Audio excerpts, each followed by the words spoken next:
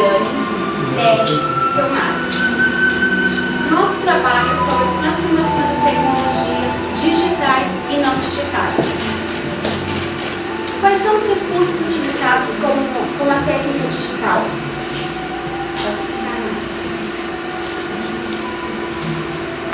Bom, aqui, como o pessoal já conhece, né, os não digitais, que nós não usamos mais, o mimeógrafo que foi muito usado, máquina de escrever, câmera fotográfica, o tijolão, né, tá? Ainda nós não usamos este, né, tesoura, pincel, lápis, canetão, penaz, giz, livro didático, papel, livros infantis, apagador, né? O alfabeto EVA, o famoso quadro negro, o giz de cera, têmpera, pincel, canetão, a cartolina, a régua, que muita gente tem medo disso aqui, né? Certos professores batiam na mesa, às vezes para chamar a atenção dos alunos. Fantoches.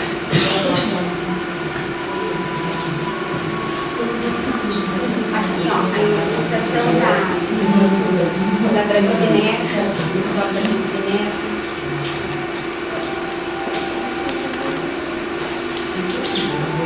Livros. Calendário, caderno.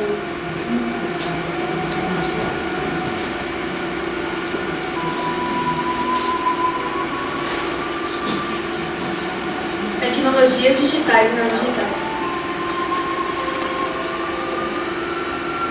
Resumo. Tá.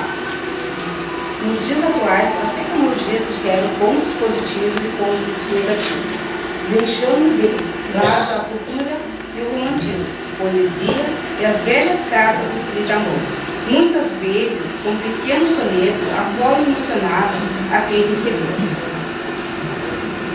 No mundo atual, deixamos-se de lado o convencional pelo comodismo, pelo prático e fácil, pela rapidez das tecnologias.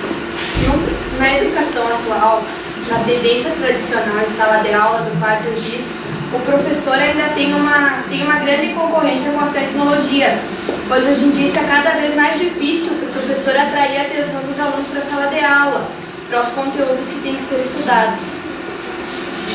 No contexto escolar, as tecnologias, elas trazem muitos benefícios, porque o que acontece? Elas facilitam a aprendizagem dos alunos e também para o professor dar a sua aula. Hoje, o professor desenvolve o seu trabalho também levando os alunos até a sala de informática, no laboratório, onde se nota o aluno trabalha a parte cognitiva, a motricidade fina, o raciocínio, a atenção, toda aquela parte que o aluno precisa desenvolver tanto dentro da sala de aula, desenvolve melhor ainda dentro do laboratório. E colocando um parênteses na parte da tecnologia aí, nós notamos que o município, ou seja, as escolas municipais da nossa cidade, estão bem mais equipadas na parte de tecnologia. Os laboratórios têm geralmente um computador para cada aluno. Fora os profissionais. Sim, profissionais capacitados.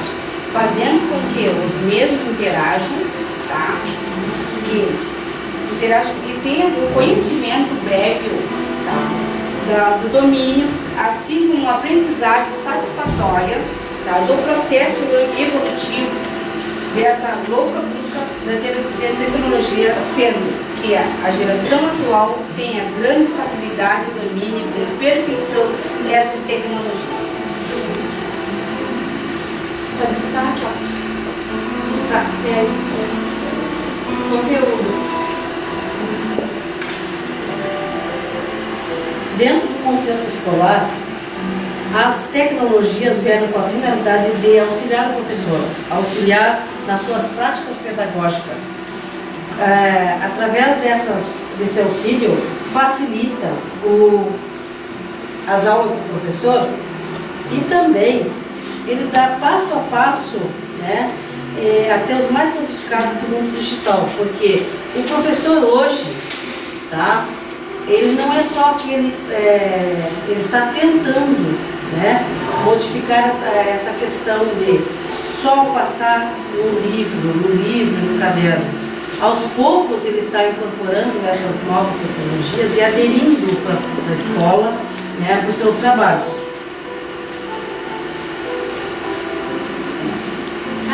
Pensando na incorporação de novos recursos tecnológicos na área da educação, é uma garantia de que você está fazendo uma nova educação. Para isso é preciso que o papel fundamental da escola exerça e modifique os mitos e mentalidades que se trabalha em busca de uma nova formação para seus professores, para que realmente aconteça essa incorporação e para que não seja somente instrumental. Então, como diz minhas colegas disseram, a educação ela vem inovando e junto com essa educação os professores também vêm se preparando cada dia mais com novos cursos, se aperfeiçoando na tecnologia digital, também utilizando de métodos não digitais, principalmente na leitura das crianças, principalmente nas séries iniciais, que a gente cada vez vem tentando chamar mais a atenção dos alunos que estão deixando de lado a criatividade, a leitura. Por quê? Porque o computador ele facilita a entrada das crianças em novas